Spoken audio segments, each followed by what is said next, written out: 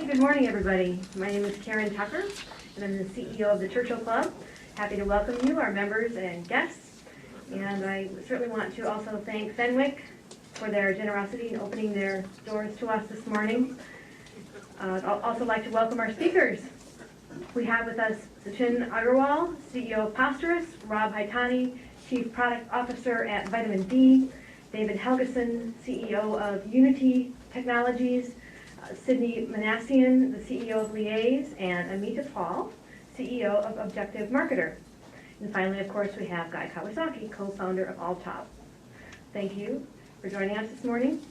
Quickly, a few Churchill Club announcements. Coming up next week on Tuesday evening, 11:10, a truly wonderful evening event that I hope you will not miss. The widely respected Jim Goodnight, the chairman, CEO, and co-founder of SAS, which is the largest privately held software company in the world. He is a personal hero to many people. He is coming to address our audience from North Carolina, and it's a rare chance to hear a true icon in the industry speak, so I hope you can come. Next, it's the laws of disruption at the accident-prone intersection of innovation and law, talking about the tension between innovation and law. A provocative and informative breakfast panel that will take place here at Fenwick on November 19. And then finally, it's our very popular 7th annual Gadgets program on December 3rd with Walt Mossberg of the Wall Street Journal and All Things D Conference and his executive co-producer, Kara Swisher, together with gadget guru Greg Harper and their celebrity geek guest, Sheryl Sandberg, the COO of Facebook. They'll be bringing their favorite gadgets to share with everybody. If you are not a member, we do encourage you to consider joining us. We are a member-supported nonprofit organization, and we'd be pleased to have you. You can always find the latest on programs and membership on our website at churchillclub.org, or you can talk to any of our staff members here this morning. Our moderator, Guy Kawasaki, has somewhat of a storied past here in Silicon Valley. He was famously an Apple Fellow and helped launch the Macintosh. He has written 8 or more books, including The Macintosh Way and The Art of the Start. He co-founded and is a managing director of Garage Technology Ventures. He writes a blog called How to Change the World, a practical blog for impractical people. And over a year ago, he launched Alltop, which is an innovative and valuable resource for quickly accessing the best material available on certain subjects of interest to you on the internet. Guy, welcome back.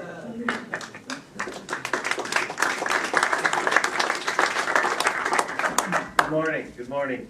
The nature of this morning's panel is to offer you some insights into what's going on in high-tech entrepreneurship these days. And I like to let the panelists introduce themselves. I'll start at the far with Rob. And if you just give us a 30-second introduction of yourself and what your company does. Hi, my name is Rob Haitani. I'm the Chief Product Officer and co-founder of Vitamin D, which is a spin-off of Palm.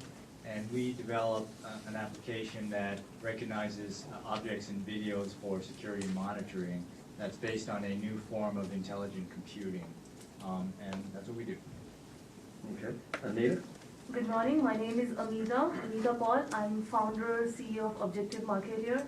My company is one of the first comprehensive platform that offers centralized campaign management for social media marketing. The goal is that businesses find their customers and retain their customers, and in return make direct revenue out of the social media channels. Okay. Hi, I'm Sidney Minassian, co-founder and CEO of Liaise. Usually I'd say our mission is something, but guys, yes, I'm going to say our mantra is to turn words into action. So effectively what we do is anytime in your communication stream where an action is discussed, work is assigned or accepted, our technology recognizes it, captures it, and helps you track and manage that all the way to the end. So for example, in the email, people saying get me the sales plan in by next Wednesday, it picks up an action, helps you track that all the way without you having to manage other systems. I relocated to the Valley about 18 months ago with my wife and kids from Australia, if you're wondering where that accent's from, and having a great time here. Thank you. Sachin? Hi, I'm Sachin Agarwal. I'm the co-founder and CEO of Posterous.com. Posterous is the easiest way to publish anything online. So you just simply compose an email message and you can attach any rich media, photos, video, anything at all, and we will convert it to the most web-friendly format and publish it. And then at the same time, we'll update your Twitter, your Facebook, your Flickr, and all the other communities that you have around the web. And so it's a really easy way to do group blogging, family blogging, and basically scales up to small businesses and anything you want to publish online. Dave? David Helgason, founder and the CEO of Unity Technologies. We built a platform for developing 3D content across all kinds of devices, from web to mobile to console games. And basically, organically grew the company until a month ago when we closed a round with Sequoia. Moved here. I've been in the Valley for a month now. So. From where? In Denmark. From Denmark. So Sequoia made an investment in a Danish company? Yeah. Really? Through Silicon Valley? It's a Delaware, of course. Well. But it's the Silicon Valley. So your investor, your Sequoia partner is here? Yeah. Wow. All right. Rob, we'll start with you, and I'd like all the panelists to answer a very general question about what is the current state, from your perspective, of tech entrepreneurship in the middle of this recession? Okay, start with a softball question, an easy question. Yeah. Yeah, it's from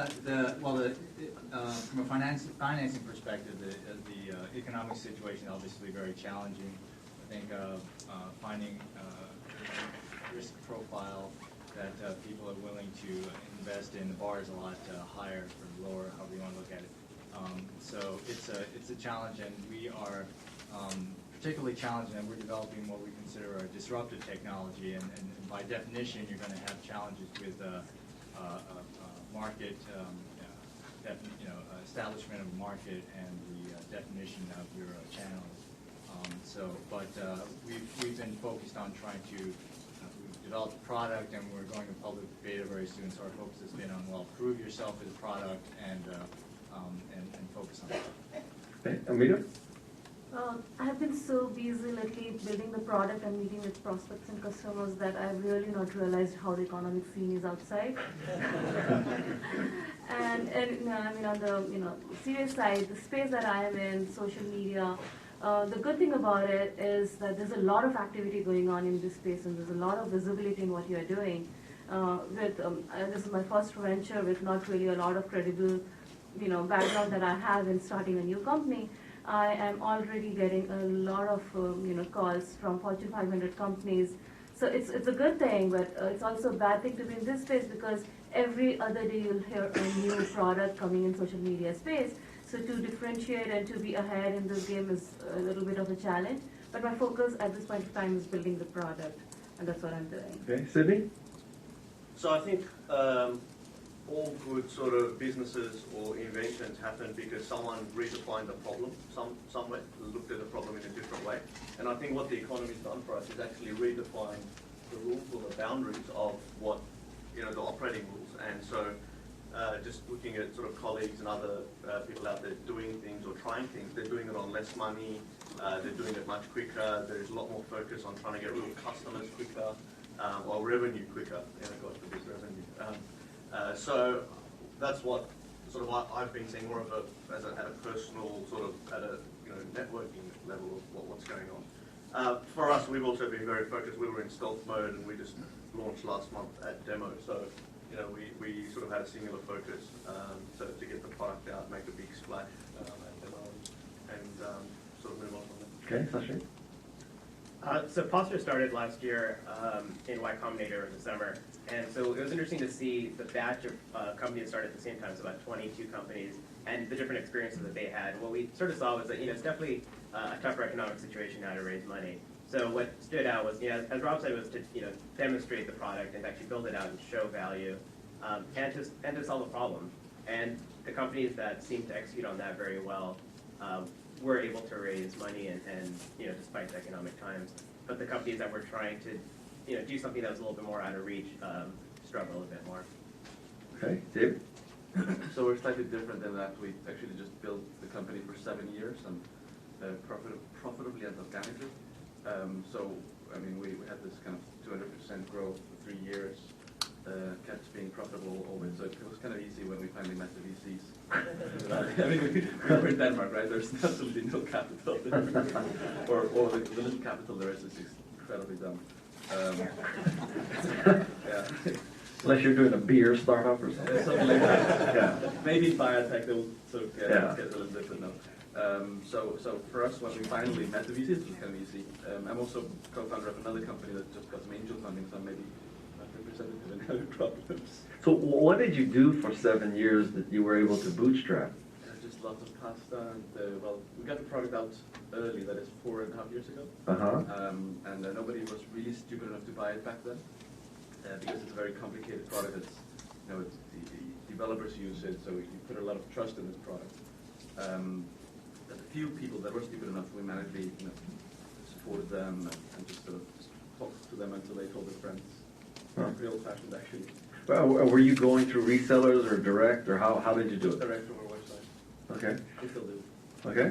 Now we have 30,000 customers from kind of the 8 to 12-year-old boys. And what do you, why take venture capital at this point? Part of it was just getting into the family, entering the valley and saying, like, now we're big boys as well. And you think that's worth it? Yeah. It's because you're from Denmark. You don't understand how meaningless that is. But okay. All right. $2 million can also be useful for. Yeah. Buy better chairs. Amita, I'll start this one with you. What do you think is the greatest challenge you face right now as a company? Well, it's a challenge when you're bootstrapping to get good people, good developers, and good team in that sense. But when you're bootstrapping and when you have less money, you become very creative also. So you look at avenues and you look at opportunities where you can, get some mutual things done. So like my engineering is being developed by a woman, team is being managed by a woman entrepreneur in India. And so this has been a challenge, when you're bootstrapping to get good resources. But then, it's not one of the biggest challenges. You have creative ways to find that out. Okay. Sidney, your biggest challenge? I think focus is always a big challenge because there's always so many opportunities that are presented in front of you as an entrepreneur. You're telling me that's your biggest challenge? How to focus? You're full of shit. Give me a break. What's your biggest challenge? What keeps you up and awake at night? Focus on where to spend your time, where to spend your resources, so that that sort of keeps you up because you've got many things you can like for example our market, many people that we could go after. But we're looking for obviously best distribution, lowest hanging fruit, blah blah blah, and that I think is a challenge. And of course, you do worry about staying ahead of the curve, right? In terms of we've come out with something that's innovative. We've got more ideas in the pipe, and we know that people are going to be, copying, trying to catch up to. Okay. Sachin, what's your biggest challenge? I think our biggest challenge is distribution. So we've built out this product and we've launched it, and now it's a matter of trying to educate people on who we are and what we're building and why they should use us over the many other competitors that we have out there in the space. And we know that we have the best product. We know that it far exceeds capabilities of anything else out there. But we still have to teach people who we are and convince them one person at a time. And so this is through customer support, or this is through marketing or PR, and that's really been a challenge to figure out.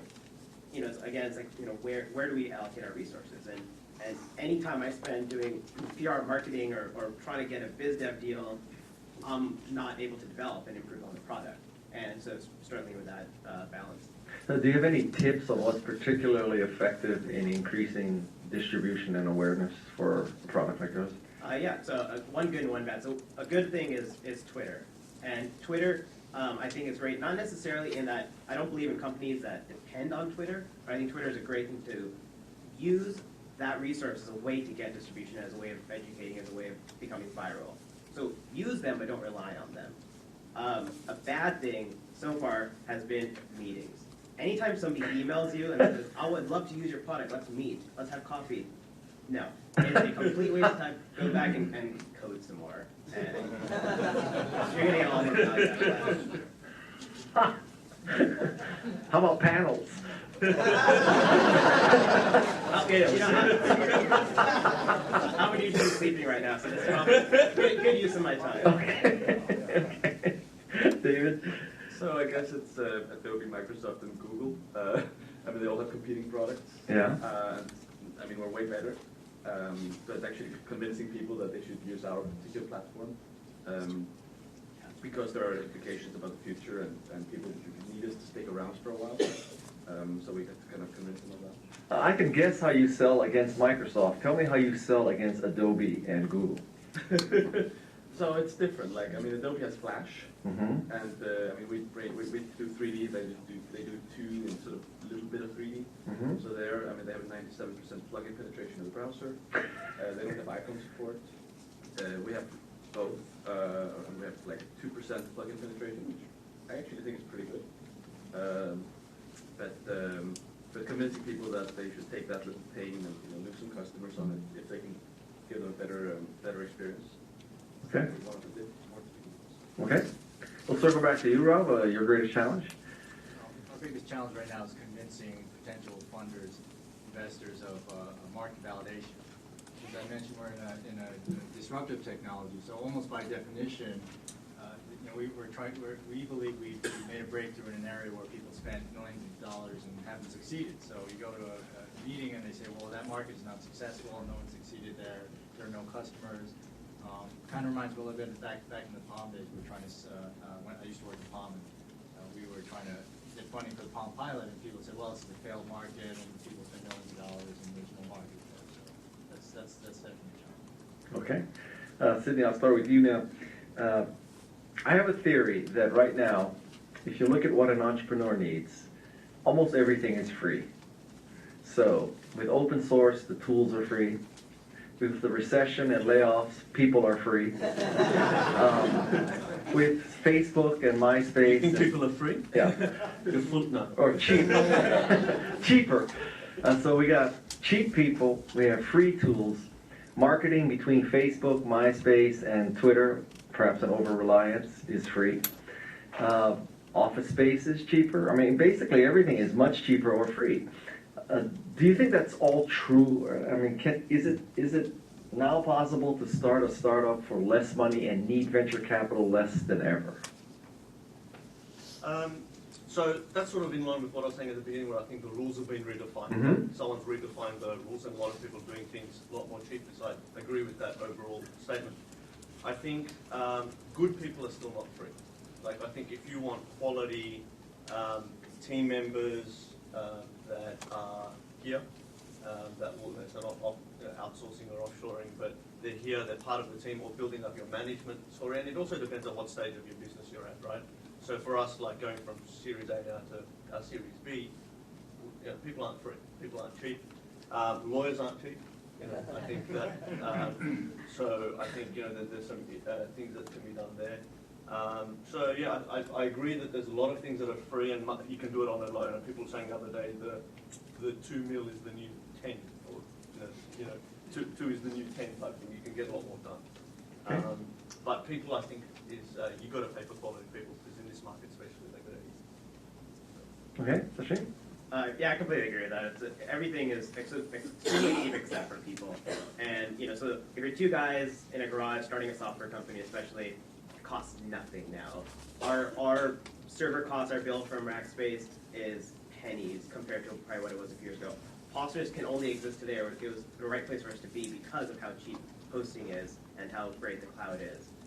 But good people are not a penny less than they used to be. We've grown somewhat slowly because we've only wanted to get the perfect people on board, and we don't think that they're any cheaper than they used to be. I don't foresee that as ever being true. Okay. Dave? Yeah, people are expensive. Yeah? Well, not the first 3 guys, right? They can work for nothing for years. Yeah. But everyone else is pretty expensive. But yeah, I don't know. I would like. We raised money really late, but that just forced us to do things extremely cheaply. yeah, you can definitely do that. Okay, Rob? Yeah, I think developing the products, I think, apart from the engineers, is very inexpensive. I would say acquiring customers is not cheap. And if at least we haven't been able to convince people in funding pitches that it's cheap. So that's always the challenge. If people have told us, hey, you got a great product, but how are you going to, you need to invest millions of dollars in order to build a customer base if you're a startup, is what we hear very frequently. And what do you say back? We say, well, we tell them that it starts with a product. We have a great product. We've always had, and we tell them about how our strategies of getting in channels, and that, that if you build a product that is successful, it's not that if you build it, they will come. If you build it and delight them, they will come back, is the mantra that we use. Okay, Amita? Actually, we have done things in iterations, a lot of things in iterations, and like you said, there are several tools and several open source elements that you can bring into your organization. So for example, our first set of website elements was done by a company in Vietnam through a big website called Liaise. So we got our designers, and they're pretty good actually. At a very, very nominal cost, we got our first set of websites done. So we started building our things in iterations, get feedback from customers, prospects, and then knowing where to put money, we put money there. Some of the things that we did for marketing was we hired interns from Stanford and Wharton, and you'd be surprised that even now, we get a lot of calls from interns from some of these most reputed institutes, and they want to work for us. For free? For free, just because they believe or they think that what we are doing is good and game changing or whatever. So if they believe in it, they'll work for you for free. So it's a matter of how you can convince them and how you can project what you're doing is good.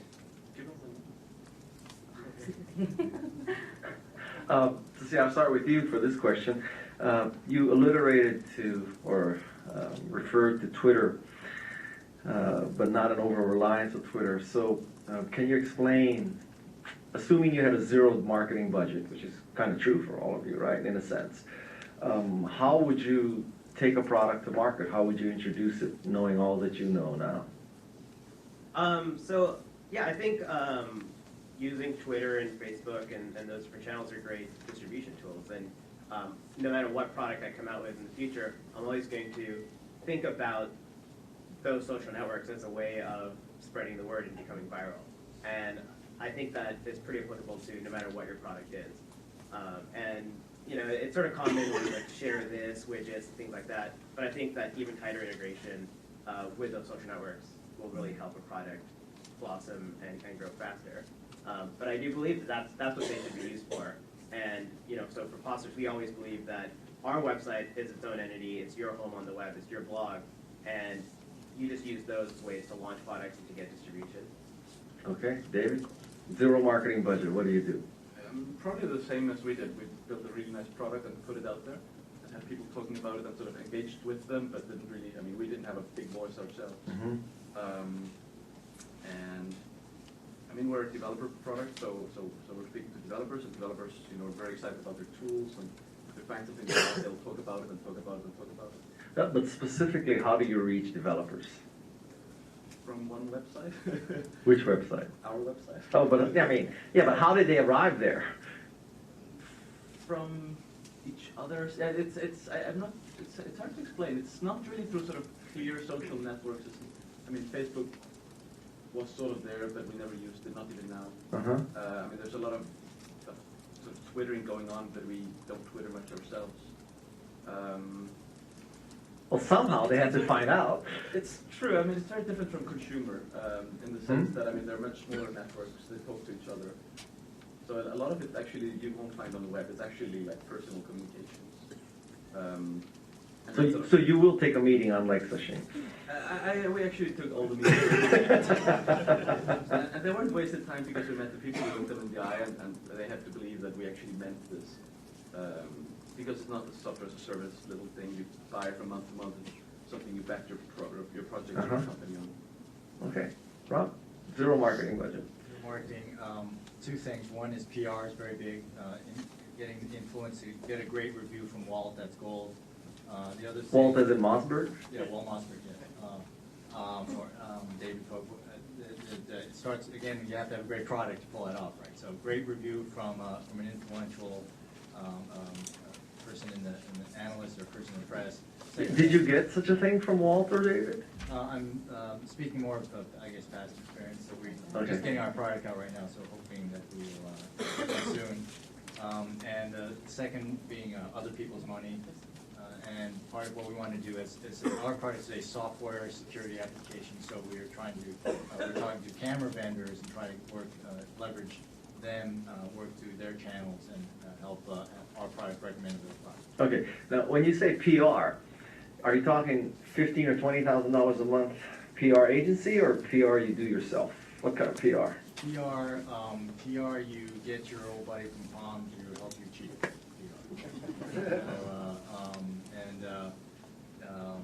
And it can be extremely leveraged. Yeah. And do you think you can get to Walt Mossberg this way and David Pope this way today? That I guess it's yes, I think, because people just because we've had contacts before. We actually, when we were at demo, Walt had agreed to meet with us, but unfortunately he had a personal, he wasn't able to attend the conference basically. So, Yeah, had a heart attack. I don't know what happened with Walt. Yeah. So you mentioned demo. And several of you have been demo, right? You're like demo god, right? Did you win demo? People's Choice Award. Yeah. So, so several of you have mentioned demo. I'll come back to you, Amita, but I'd like to hear about, the impact of demo for you, or in your history, or is demo more or less important than TechCrunch 50? Well, where do you? If you had a choice between being on TechCrunch 50 or demo, what'd you pick today? Yeah. Well, we were at demo actually, and it was less of a choice. It's another example of using other people's money. We developed on a platform by a company called Amita. They were given a panel, and we were able to bootstrap off of that. So that was a huge opportunity for us. Cost us a kid and a night in a hotel. Okay. Any other thoughts on demo TechCrunch while we're at it? Well, I guess I've heard it at my feet. So I attended TechCrunch last year and also looked at sort of demo and the companies that come out of demo. And it comes back to the focus and picking what you're doing. For us, we were after the business consumer market, and so demo seemed like a better place to launch. Hopefully, never will become a story like a Palm or a Salesforce.com. Okay. Business sort of user, so that worked for us.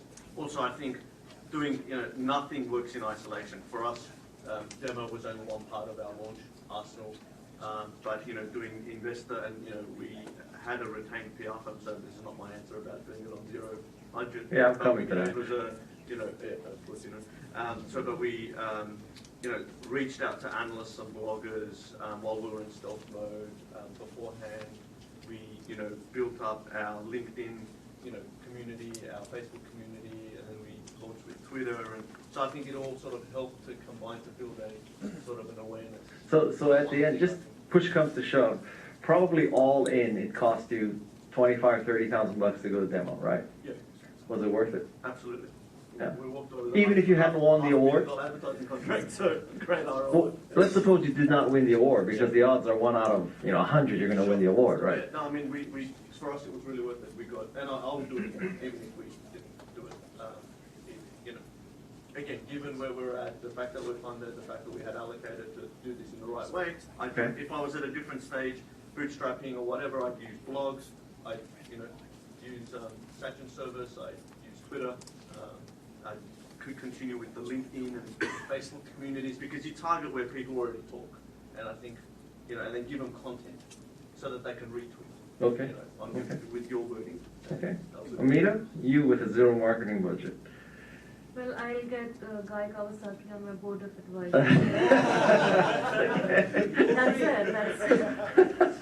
That's it? That's your answer? Absolutely. Not a bad answer, I guess. Okay. Is he one of the free people you're talking about? Exactly. You have to work really hard. I am? free. It took I am work free. really hard to get, Guy Kawasaki, but I mean it because it's very important. I mean, Guy Kawasaki is an iconic figure for the space that I'm in, but whichever space that you are in, having somebody who has expertise and name as, somebody like Guy, really helps, And if that person believes in your product, then you've made it. I think that's absolutely very important. Okay. Sidney, your zero marketing budget plan or advice? Me? Yeah. So it was back to blogs that's free. Give people content they can retweet. Target communities that already exist. So again, like what we did was I got myself and whoever was on my LinkedIn network we created a Liaise, supporters group, and people connected, and of course people saw others connecting, so they connected, and soon enough you've got a few hundred people on there. And then of course anytime you post something, everything's connected these days. So Twitter to Facebook to LinkedIn, it's all happening, right? To our website. So that just creates an awareness, and I think that starts the viral people. Okay. People like to pass things on. Specifically bloggers, how did you get to bloggers? How did we get to Yeah. bloggers? We did it as part of our PR outreach. So we, had people who could get in touch with people. So the Rewrite Web guys, for example, did a great story on us, and so it was through our PR person that we were able to reach them. Okay. Yeah. So Okay. that wouldn't fall on necessarily the free category, but it will next time because I've got a relationship with them. Okay. David, we'll start with you for this question, and then I'll take questions from the audience, okay? Because we have about, 25 minutes? We end at 9? Is that the plan? Yeah? Okay. Tell us the most surprising, unexpected lesson that you've learned in all of this process of starting a tech startup. Something that just hit you from left field, and I don't know if that's a good analogy for someone from Denmark. Hit you from... It's a good question, actually. We got time. It's 25 minutes. Maybe the fact that actually you could do something on a zero budget. I mean, we had zero budget, so we had to do it, but maybe we didn't really expect that we could get this far and get this acceleration curve. And to be honest, I mean, the first many years, we always thought that we have to raise some capital, because if we don't have money, we won't be able to get this. We kept not getting capital, so we just kept sort of going at it. And I think, we were surprised when we looked back and, okay, well, we're sort of extremely well known in the game space. We've got 20 million plugins installed in people's computers. 5% of the apps, the games in the App Store, the top 100 are made with our stuff. With hindsight, let's say you did raise, I don't know, $5 million or kroners or whatever, early on. Do you think with hindsight it would have been better or worse? Much worse. Worse. I mean, Why so? maybe for more experienced people, they could have pulled it off. We didn't know how to. I mean, we would have spent it so badly. We were very close. I mean, we were close to raising a substantial Danish round of like $300,000 or something. That's substantial. Oh, it is small in Denmark, but Yeah. still, it seemed like a lot of money, and we would have burned it extremely quickly. We would have lost our focus. We would have done all kinds of stupid stuff, and we would have probably fizzled out in late 2005. Yeah, you'd be working for free for somebody today. You'd be an intern. Still have. Rob, your greatest surprise or? Surprise. I guess I would say something similar about how things are so cheap to put up a website and just from old school, just from the last start of the Handspring, putting our website almost sunk the company, literally. It cost us so much money and such a disaster. And now you just go to Yahoo and all the resources that are out there and everything from the icons, you can get high stock photo things cheap. It's just very impressive how much you can make your company look very big with very little resources. Tell us about the Handspring website. So what happened there? I mean, what? Just there's a lesson there someplace, right? Martini. Yeah. The Handspring website was we were going to launch our PDAs online. We sell online, so it's a commerce website, which back in those days was a big deal. We hired a company and we spent a lot of money, and the site just did not work. It was a disaster. It was badly coded. People were billed 6 times over. They weren't selling, they were sent the wrong products. It was, months late getting. Well, was this company that you hired to do the Handspring website, was it a large web development company, or is it 2 guys in a garage, 2 gals in a garage? What did you pay? I actually don't know the details, but it was from my recollection, it was a fairly well-established company. And at some point, it was the problem of, they know what they're doing. They're a well-established company. Exactly. References, what could possibly go wrong? And then, next thing you know, employees are putting FedEx labels on return packages. But that's you guys don't have to worry about that today. It's much easier today. Well, you can still do a crappy job, but at least it'll be cheaper. Think do it twice. Amita, your biggest surprise? Well, Guy, for the last 5 months or 6 months, every morning I wake up with a new pleasant surprise. So going your way, I'll talk about probably top 3 of them. So one of, in 6 months, we were with private beta for the last 5 months. We have been approached by 3 VC firms, and we've been approached, we had 2 acquisition offers already. That's kind of pleasant surprise because we started off very modestly. Second is, while still in private beta, we had customers like Intel using the product. And third biggest surprise, which really is close to my heart, is getting my company name mentioned back in India, and my friends and family calling me and telling me about it. It still gives me goosebumps. So that's really very pleasant. Okay. Sidney? So I guess from a journey perspective, the biggest surprise that I look back and sort of go, our lessons learned must be the false positives you get when you start something, a business. So the very first product that we put out a long time ago, the way sort of we did it, cheap, free, bootstrap. One of my previous customers was speaking at a large project management conference, and I got in because of him that we got a free booth outside the conference hall. There was no other vendors, we were the only people with our machine, and we basically got a government order that day, and effectively the product wasn't still ready. It was just like, we were just putting this, and we're like, damn, we're going to be millionaires by next week. We were so happy. And so I think it's good to looking back. It's important to recognise what are the false positives in the business. Like, why those people bought now is a whole new revelation. You learn about they had some budget running out at the end of the quarter. You learn that there was a competing general manager who was pushing another product. She didn't like him.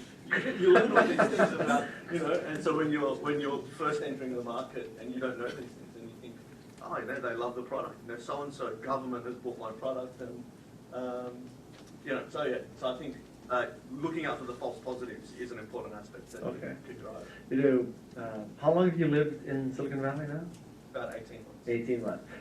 So, is it really different here? I mean, we like to think it's different and it's magical. Is that all bullshit, or or both of you could answer that question, David? I'd like to really hear from the outside looking in. Now that you're here, is it really different? Is it really magical?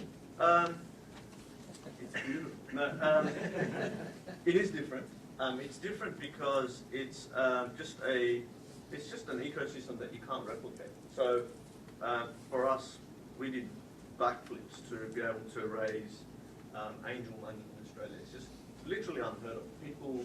People there just, especially in this kind of game where they know Australia is a small market, and you go there and you say, look, I've got this world-changing idea, and they're like, just give me something less risky. Whereas here, they want to hear about world-changing ideas, and they encourage that, and they go, you know what, if you fail, it doesn't matter, come back, because you've probably made 20 lessons learned, and you're going to do something with it next time. Also, I think the whole ecosystem, like over there, you say to a lawyer or an accountant, hey, I've got a startup, can you help me out? And they're like, oh, I'm sorry, I hope you get a real job, one day. Whereas here they say, they come to you and they say, here's my business card, I specialize in startup, accounting or startup HR or financial control or whatever, or legal, this is what we do. So over there you can get a lawyer to help you with a $500 million management buyout of a company. You can't get them to help you with a $5 million term sheet for Series A. So it's those kinds of things that make this place what it is. Okay. So I think you can't. I think it's great from that. David, what are your experiences vis-a-vis? So I've only been here for a month and a half, although I've spent a lot of time here in the last 2 years. I didn't go to business school, so trying to run a company, I was just always kind of trying to spend time with smart people, just kind of to let them teach me business. And the quality of the people here is just incredible, and people are willing to spend time with you. So I've done that in the last 2 years. Whenever I came here, and I would sort of have a few meetings and all that, and then around the meetings, I would just slot as many people as I could. And people that I didn't know, people who didn't really know what I was doing, and they would spend time with me and just teach me stuff. And that's very different from back home. Just to add, I'm sorry. Go ahead. Just to add to Sidney, in India you wouldn't get married if you said you have a startup. There's 900 million men, surely, I mean. I believe things are changing, in recent past, but yes, that was the case. I've got a trick to that. So I used to work for KPMG. So I got married once to I was at KPMG. 5 seconds later. You didn't have a vesting period in your relationship? Sachin, you're the last person to answer that question. So it's the biggest surprise, the biggest lesson. Sure. Oh, actually, first of all, I'll talk about in Silicon Valley magical. And Okay. Maybe this is a little bit of a surprise. I've mostly been in Silicon Valley, but the 3 years prior to starting the company, I was in New York City. And Different country. very different atmosphere. Yeah. It's so finance-based over here and it's so tech-based over here. And coming back, obviously the resources are all here. The VCs are all here. So all of our angels, people who we want to hire. It brought us back to Silicon Valley. It's the right place to be. But it is a bubble. And I think people don't look outside that bubble enough. And I think that for a consumer company, and Posterous is so consumer-based, that we want to hit, the 2 billion email users out there and get them blogging. You can't, I think if you're too Silicon Valley-centric, you don't know how to look outside of this and reach that audience. And I think being in New York and being around people who I felt were a little more normal, not in a sense like not being as tech savvy, not knowing what technologies are out there, what are my options, how do I do this or that. Here, everybody knows everything about technology, or a lot more people do, and it's harder to then build a product that stands apart or that looks at a problem in a different way because everyone's mind is on in one. Okay. So that's the answer to that. So our biggest surprise. That we do believe that this is where all the resources are. The right place to be to start a company, ultimately, but our hardest problem has been finding good people to hire.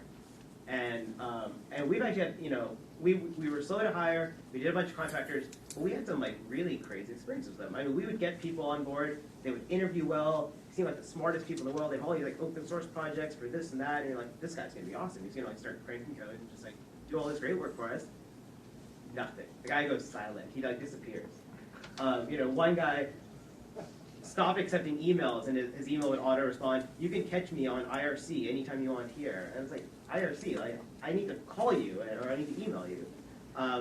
So we've had a hard time just, finding really good people, and people who are good engineers, but at the same time are well-rounded, to be good designers, and know how to build a product, in addition to just writing really good code.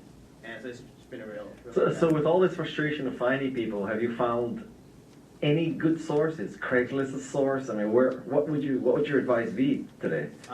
So far for us, it's just been sort of personal recommendations. So people that we've found through friends or people who have just done a little bit of work for us, and then they've demonstrated they're amazing people that we work well with. And it's just so important to, especially when you're as small as we are, that every single person is so critical to your culture and your output that you really need to know who you're getting and who you're bringing on board, fully before you commit to them. Okay. We have 15 minutes. Do you have any questions in the audience?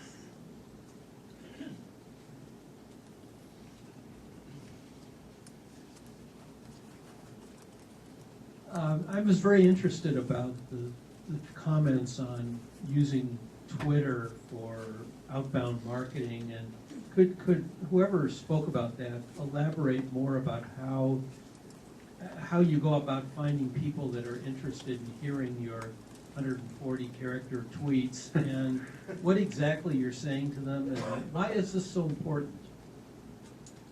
I can start.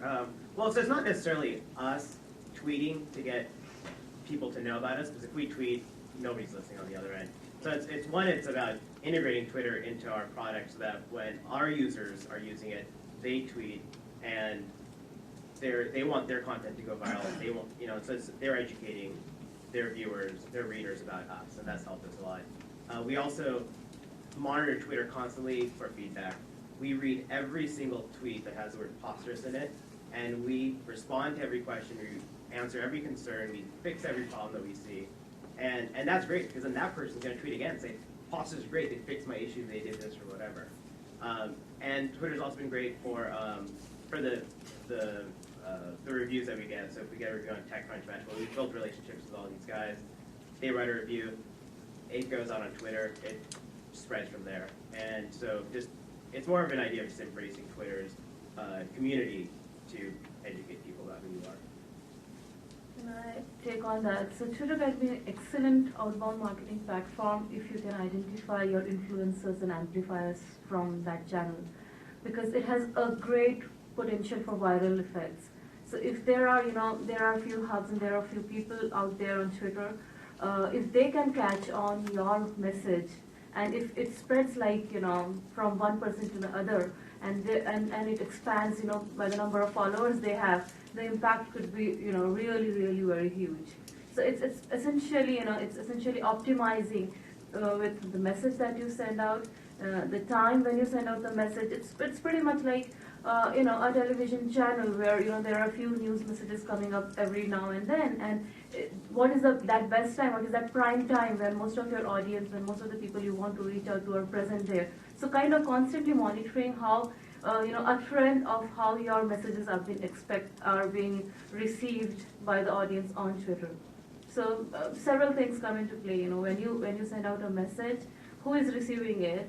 What are the number of followers that person has? What's the interest of that person to receive and spread that message out? Because if when TechCrunch writes something, everybody reads TechCrunch on their website also, but it's kind of a popularity contest to RT that message, retweet that message. So essentially, having a good content and identifying people who would, if they retweet, if they spread out your message, the exposure that it gives you, it could be very good for your. I could give you a 1-hour answer on this. I will tell you that for my company, Alltop, I don't think Alltop would exist today. Sachin warned against over-reliance on Twitter. I am poster child for that. I'm totally reliant on Twitter for Alltop. And I view Twitter as a marketing platform, not a social network, which pisses some people off because, a lot of, it would be like in 15 or actually 30 years ago, 40 years ago, if you were to ask some ARPANET scientists, well, what's your intention for the internet? I don't think any of them would say, well, someday people are going to sell shoes on it, and it's going to be this huge thing called Zappos. That would really piss them off, right? It's supposed to save the world and democratize information and all that. Well, Twitter is sort of like the internet 40 years ago, and nobody really knows what's going to happen with Twitter. But some people like me adopt it as a platform. Other people use it as a social network. The two uses are very different. There's no right and wrong. I'm not right or wrong, and they're not right or wrong. It's just different uses. And so my advice to you is, contrary to what most people will tell you, Twitter is about getting as many followers as possible. Because as a marketing platform, you want to have more people listening to you. It's like, why do you advertise on the Super Bowl? Well, duh, because lots of people are watching the Super Bowl, right? As opposed to the Senate hearing on the confirmation of what? The FBI director? So what you want to do is advertise on a platform with lots of followers. So the question becomes, how do you get a lot of followers? And the answer to that question is most people on Twitter, as they first begin, think they're supposed to answer the question, what are you doing? And that is totally the wrong question. You're supposed to answer the question, what's interesting to you? And so I think the key to having good Twitter content is to constantly tweet links that point people to interesting stuff. And you have to decide on how you want to brand yourself on Twitter. So if you are let's say the goal of your, let's say you're Posterous, and you want to help people become better bloggers. So at Posterous, the Twitter account, should be synonymous with good blogging. So the question now becomes, how do you become synonymous with good blogging? So what they have to do is constantly look for good articles about blogging, how to write a good headline, how to write a good blog, how to use CSS, how to do this, how to do that. And so people follow at Posterous in order to become better bloggers. And when you have that kind of links and constant high-value content, you'll get more followers. And when you get more followers and you constantly put out good links, then you are essentially earning the right to promote your product every once in a while. So the model is just like PBS. PBS has to have very good documentaries so that you tolerate the telethons. Right? If they had crap, you wouldn't watch the telethon. If you only had telethons, you wouldn't watch it at all. So you need to earn that right. And you know, I'm completely conflicted here, but I'll tell you that the story of me and Amita is that I was speaking for the MIT group, an MIT group at Stanford. And she came up to me and she said, you know, what we have is a product that can help you manage your tweets. And up to that point, I was usually just using TweetDeck, which is a good client, but it's really not, you know, a marketing platform for Twitter. And so as soon as she said those magic words, you know, about managing it as a platform, that was it. You know, the light went on, we met. And I will tell you that Objective Marketer is the core of my tweeting. It is, to use an analogy, Objective Marketer for me is to Twitter what PageMaker is to desktop publishing. I could not do it without it. And so that's why, and this is not an ad for Objective Marketer, but I'll tell you, if you want to do marketing with Twitter, Objective Marketer. Why I put the Guy Kawasaki. Yes. Yes. Some very good companies on the panel, tackling really good ideas.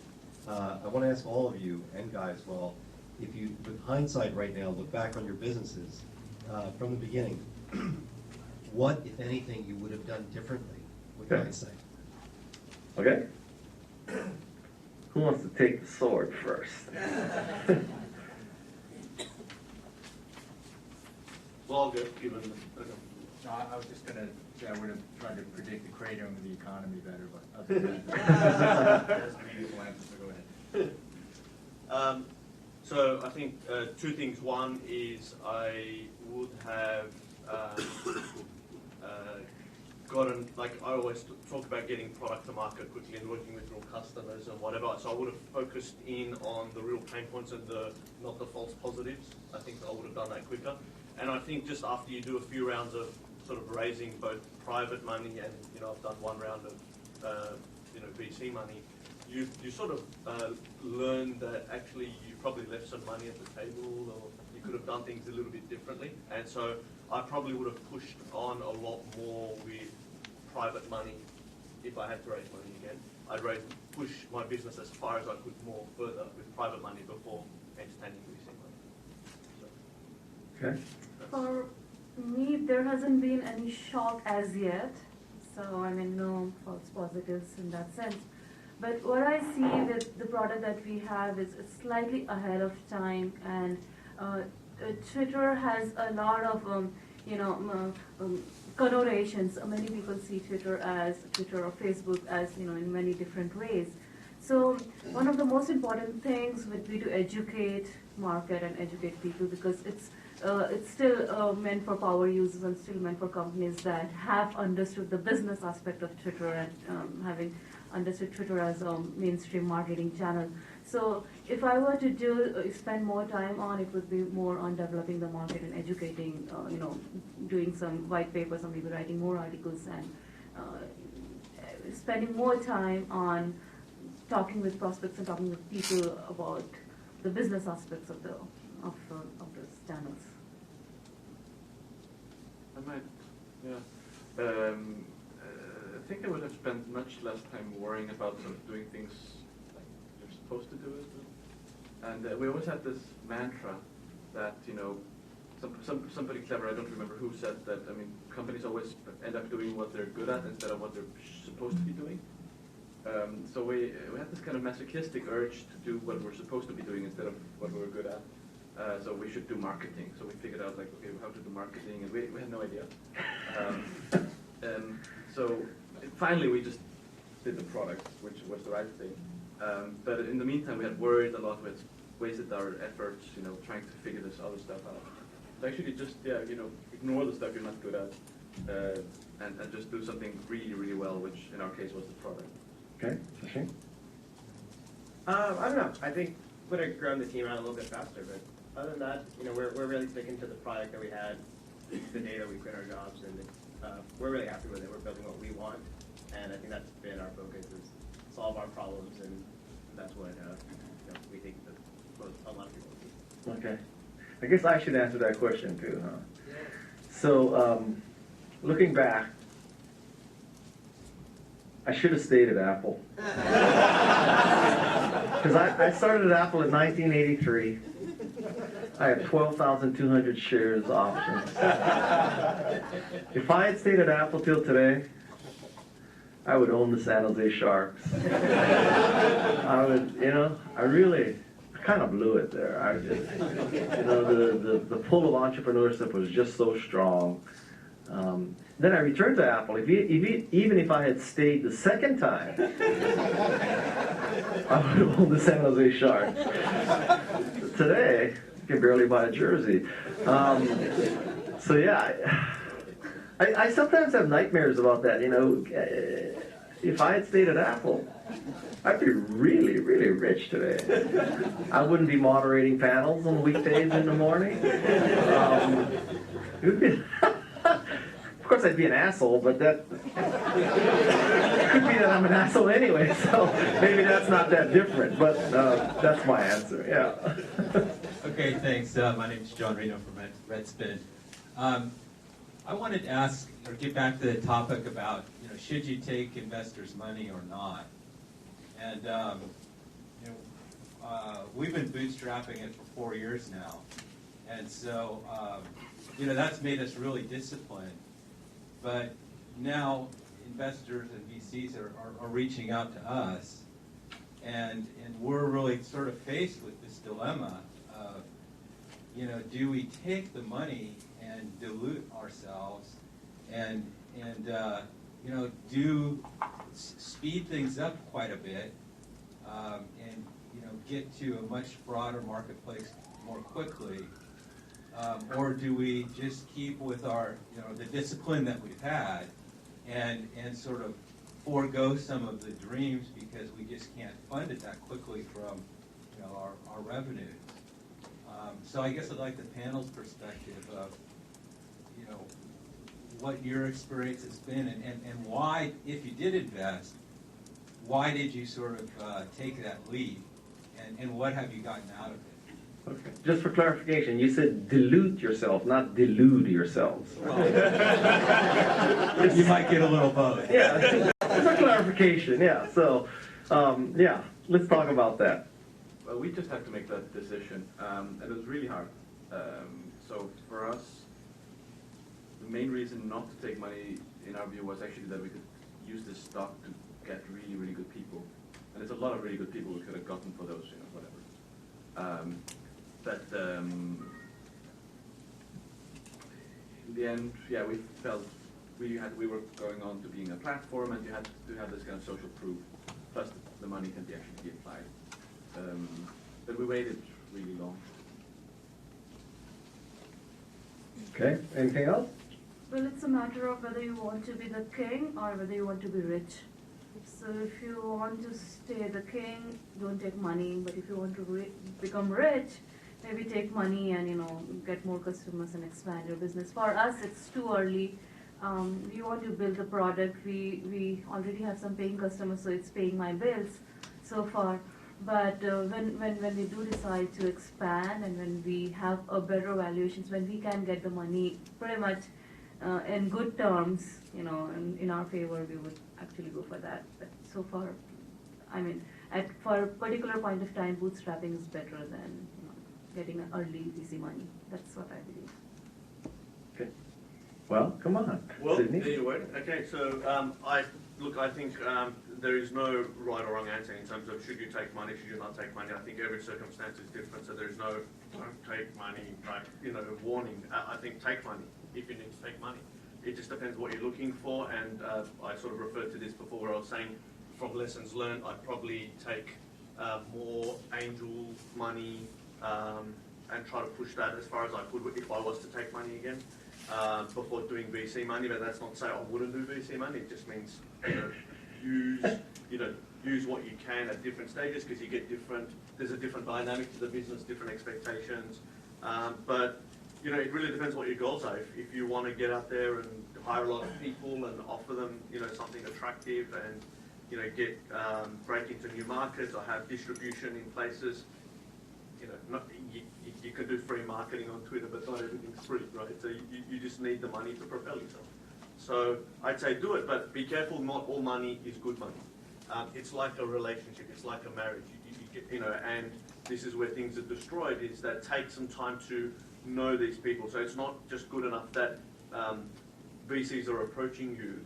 VCs will approach you all the time. It's a numbers game. They've got the associates calling you because they've got to get a portfolio of people that they look at, and they're going to kick out half of them, and then they're going to review half of them, and then whatever, and then select one out of 500.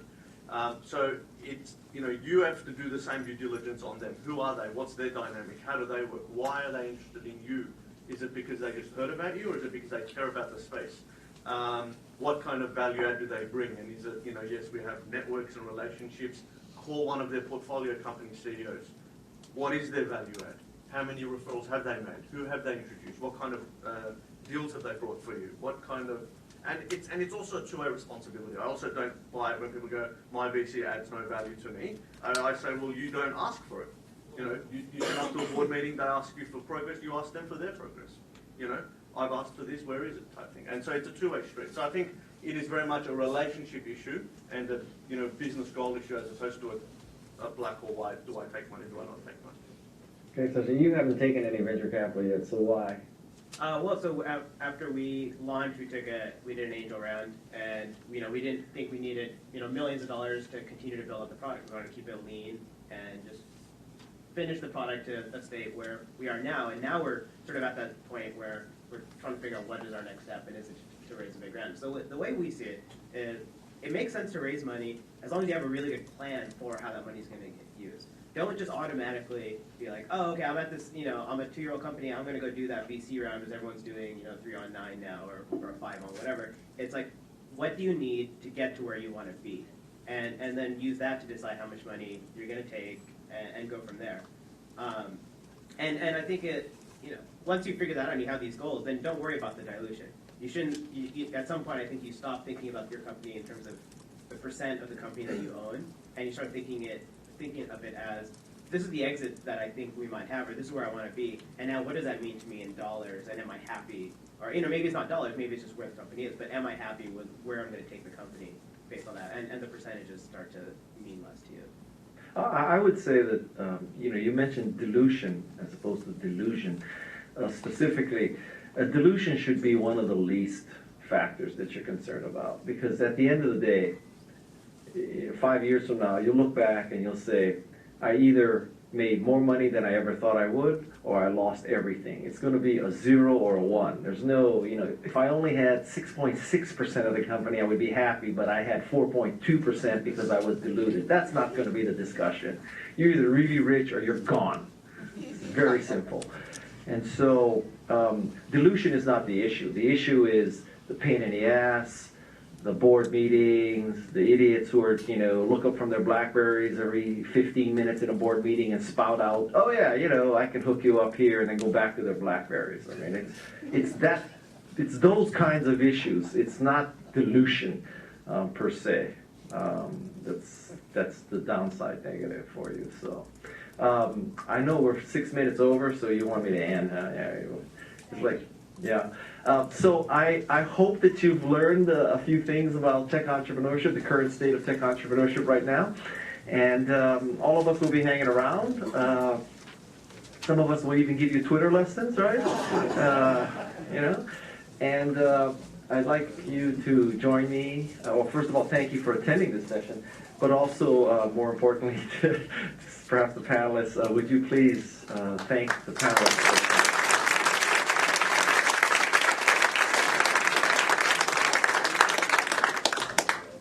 I want to echo that thanks, and thanks. Can you handle it, Guy?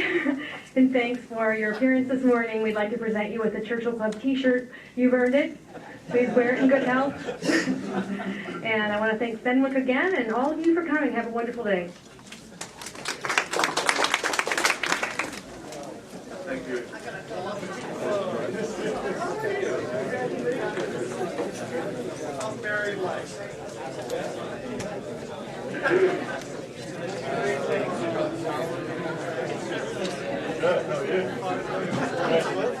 Upstairs, yeah.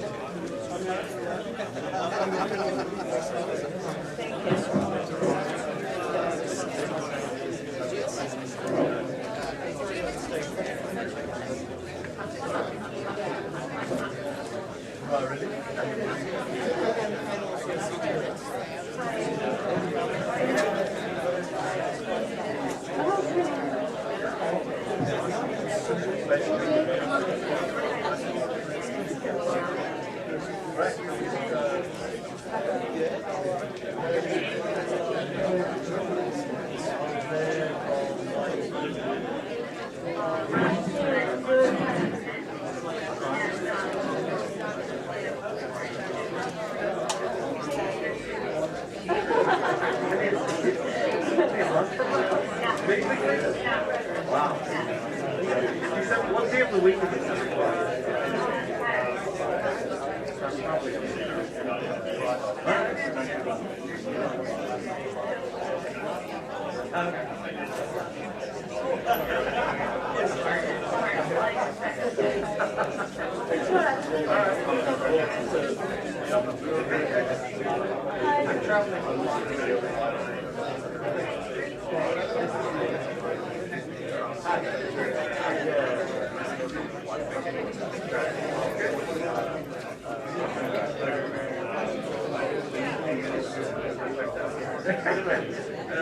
Maybe.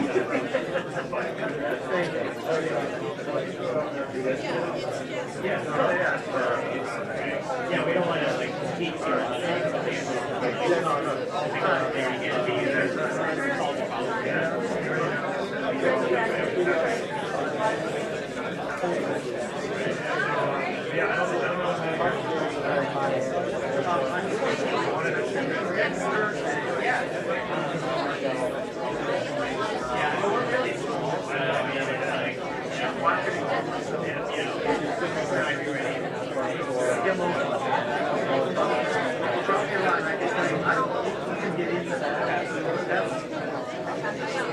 That's the next bullet.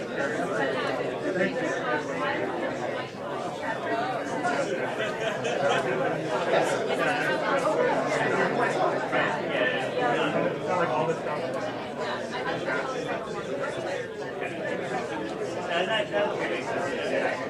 It's like, it's a disaster, but it's also because, I guess my point was not, you know, if you have meetings for like stuff getting done, then that makes sense. Most of the time, it's about like a lot of adding to along the back, you know, like what Guy said about, you know, the VC meeting where the guys on the library. Okay, like, you know, if some random sort of, you know, hey, it's friends with your coffee, looking at your sponsors, okay, it's not on a BlackBerry, but it's still legal, it's still the, let's interview, you want to do there. You know, like, Next week is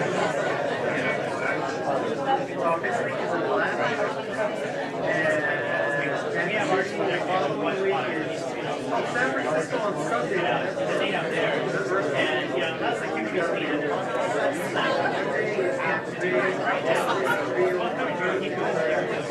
And you know, it's not like I have an extra man to be like, oh yeah, you know, I got an engineer lying around, you know, take it down, you know, with that project, integrate with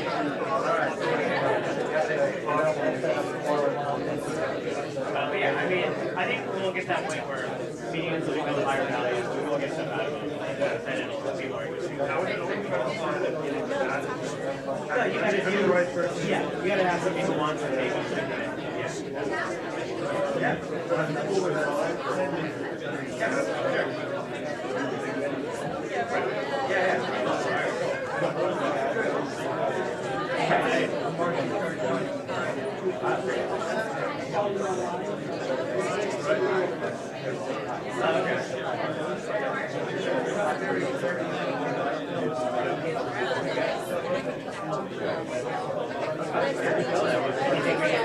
Save on the time and output stuff.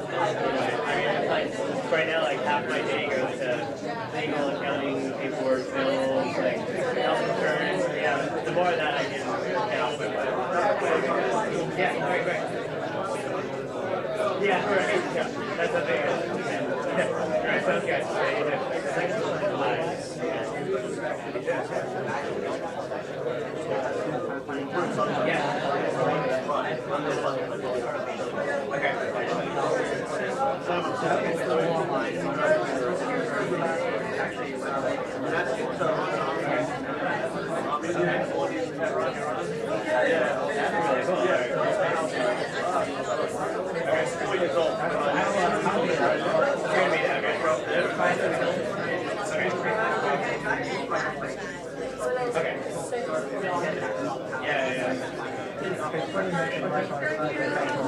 Yeah, I mean, you gotta do something stupid for starting. So if you're just out on Craigslist, whatever, like you're big for everything else.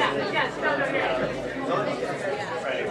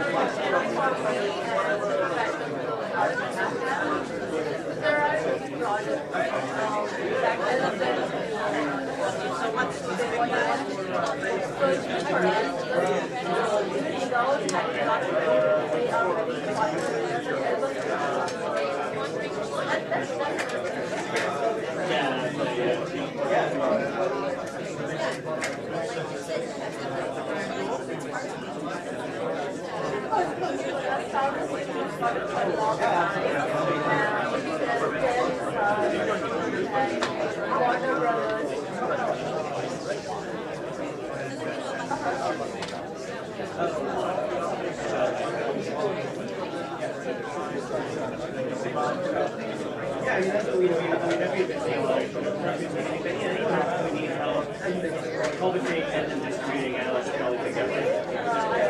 We have an office now.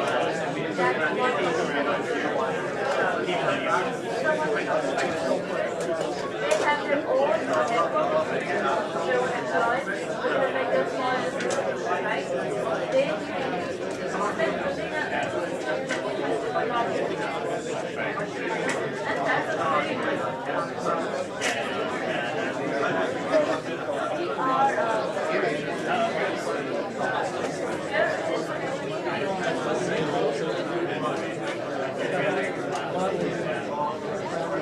that's very good.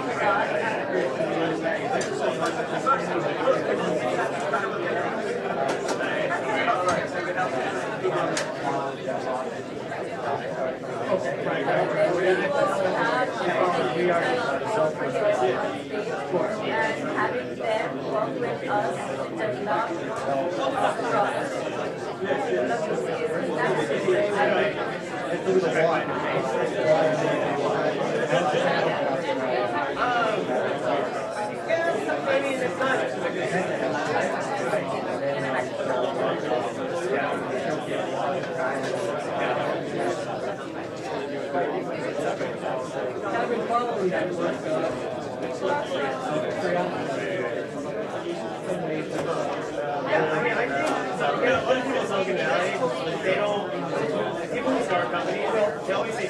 about, Google, Microsoft, I want to, someone tell me I don't want to work for them, I love it. I don't see anything right there.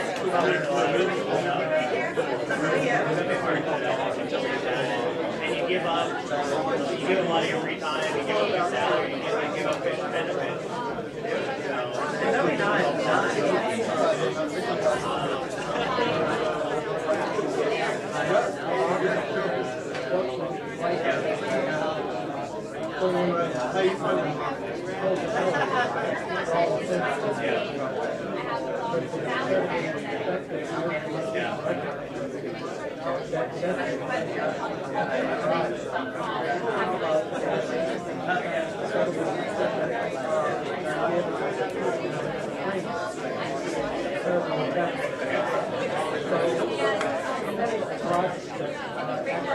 Right, yes.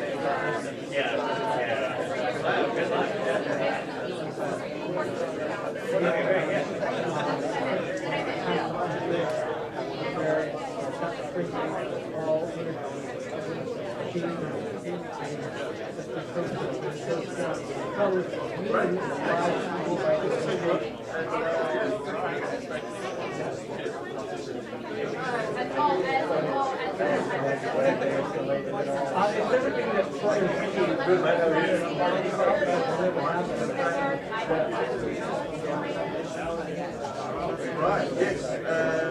So, Karen,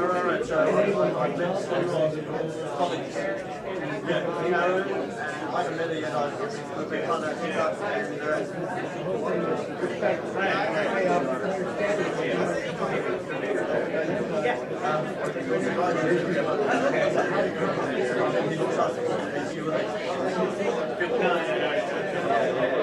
Does he knows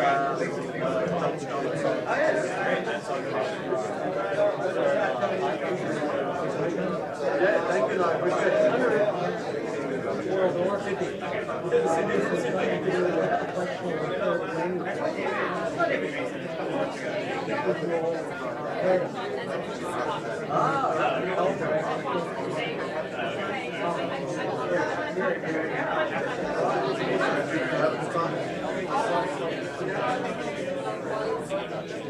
We end up down here pretty often.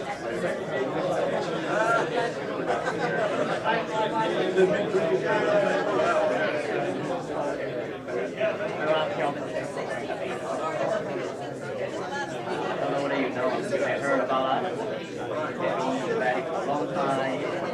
What we do is by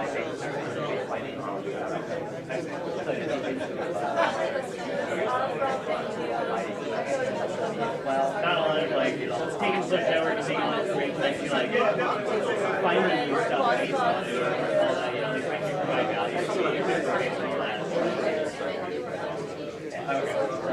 What's the I heard about you guys. We're actually okay. Are you, I guess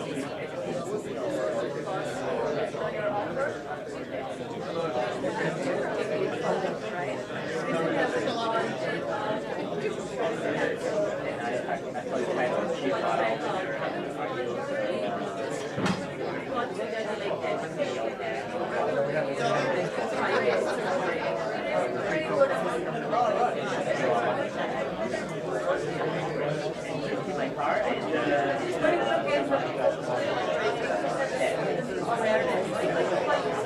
Yeah, absolutely. No, we work.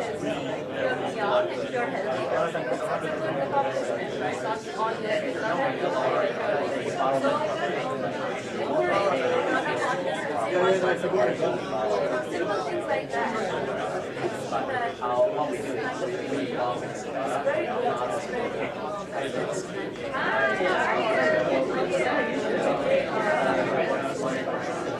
do is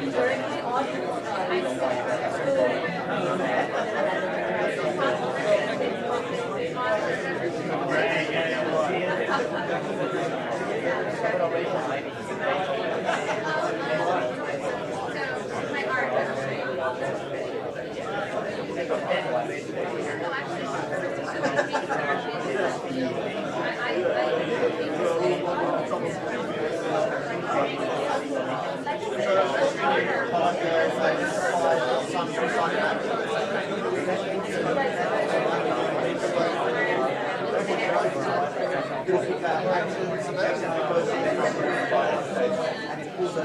How's that already?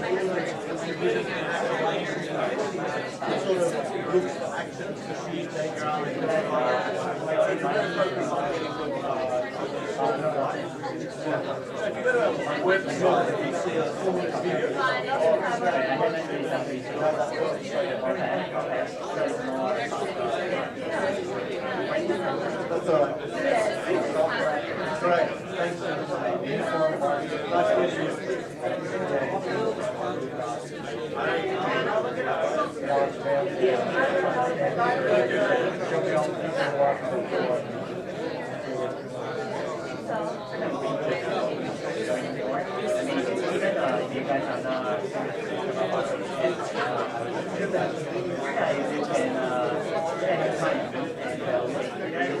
how we do and how we approach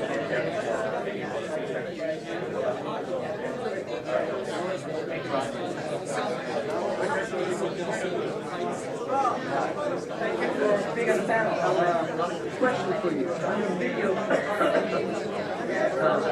we had a project that driving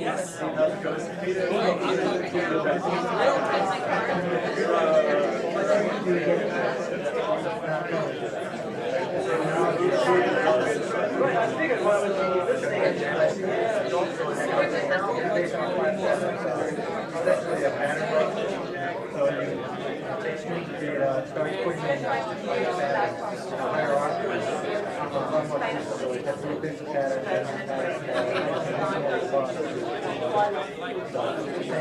Based on theory that all cognitive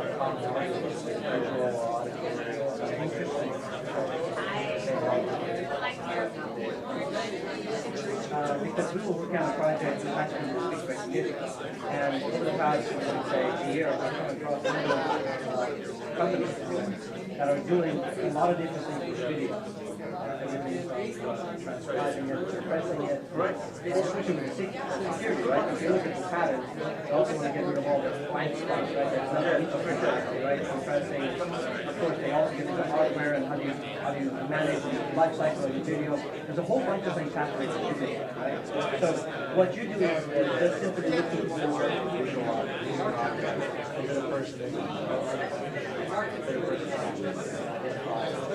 Yeah, well, like Churchill, Chronicles, first part.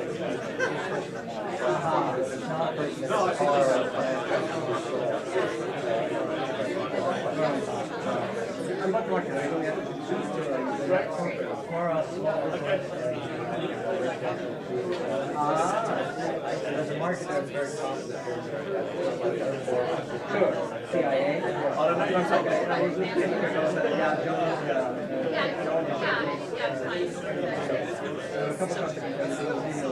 yeah, so basically we have a product that identifies but also being able to identify associated melodies. Looking at parking lots and body license plate. Their biggest yes. Oh, okay, so you are getting let me exchange some cards here. You're out? We'll connect online. well, we make it is independent by design, but at the moment we made it what's out there. Technically, we don't do much about it. The product, but way it really started very well. Other than my firewall, yeah, it's trying to encourage, convey what they are, intelligence applications, and then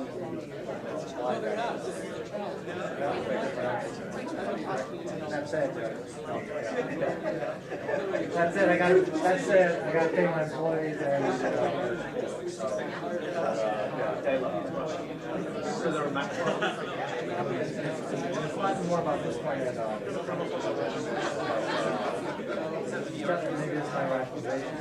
and adding intelligence.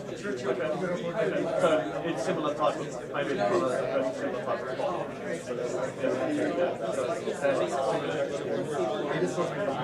We've got a 4-minute video on our website.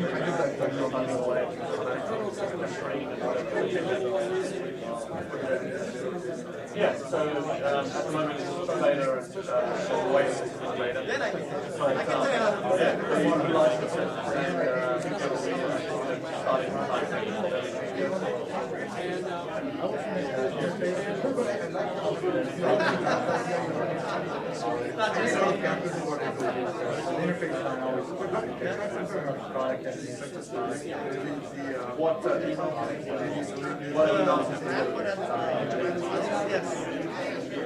I also feel like it's helping my focus if you're going the wrong way. Basically,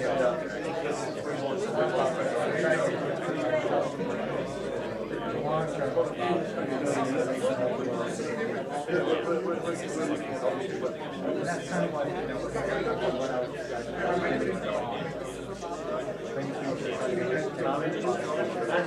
for our appointment to the corporate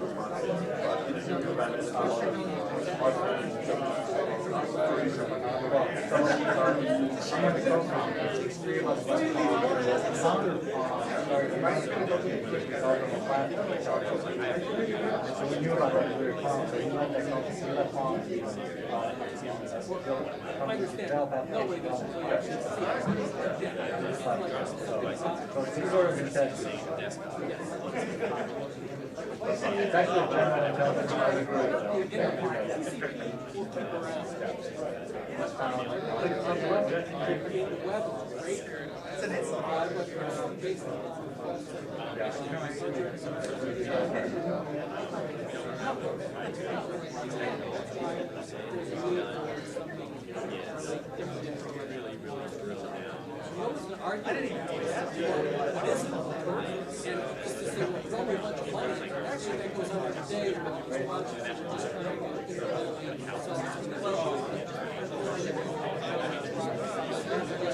After 4 times?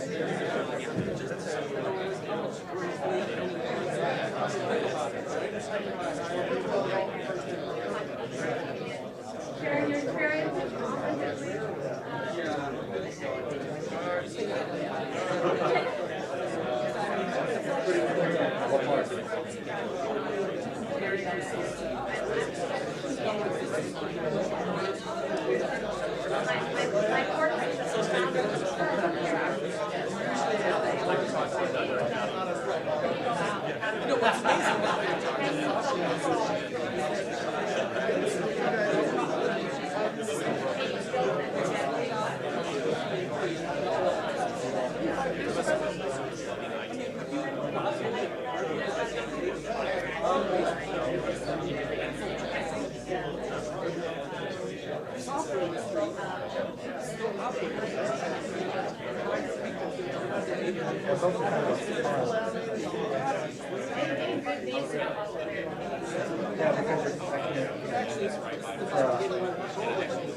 The last 4 letters spell out lines.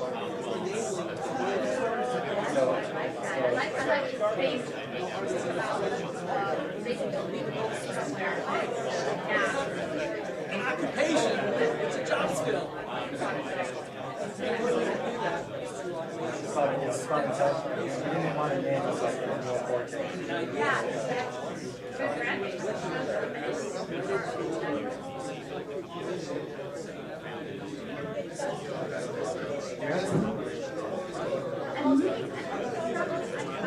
Well, basic value. I can raise some money Co-moderate with those.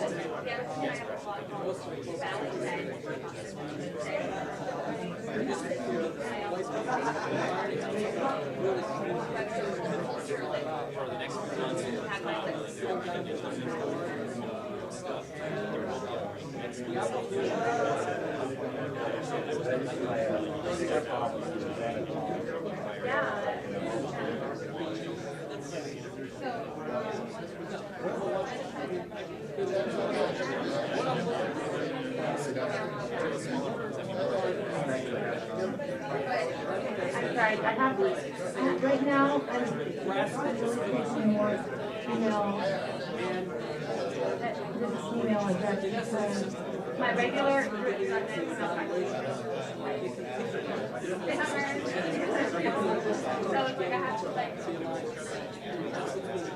All right.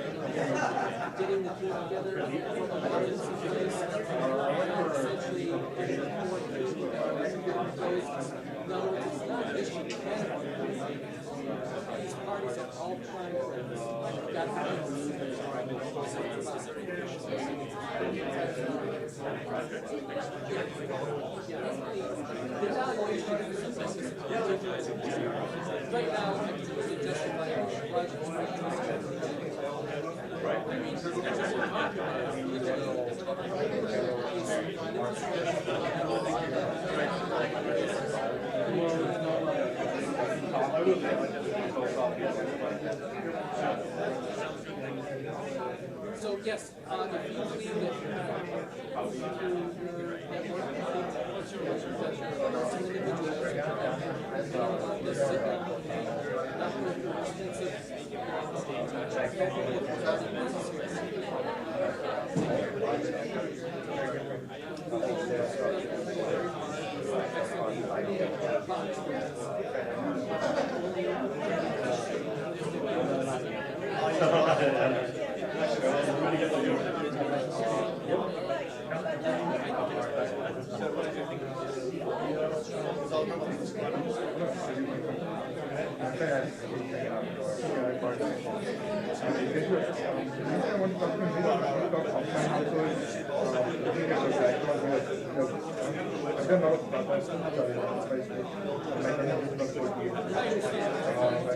that before that I did with a company which space.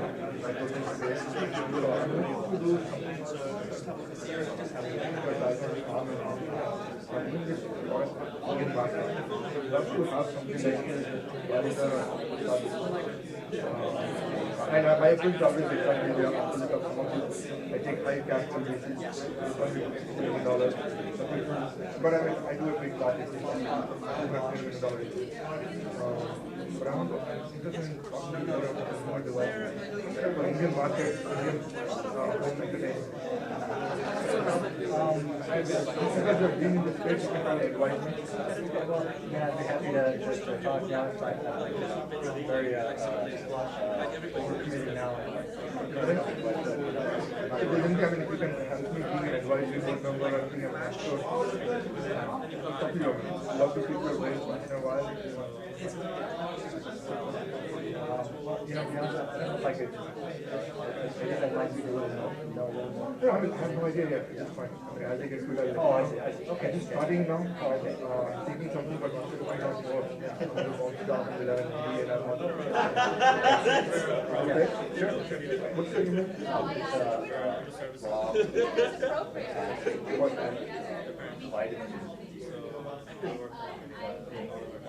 Oh, vitamin D. IND? Yeah, I-N-S-I-N-C. Oh, vitamin D. Yeah, we couldn't get vitamin D. And what is vitamin D? So we do intelligent computing recognition of objects in the video. So it's like a OCR? Yeah, similar, except instead of letters, you know, so if you have a surveillance video, images? yeah, if you have like 8 hours of video, it's showing all the people who came through that door.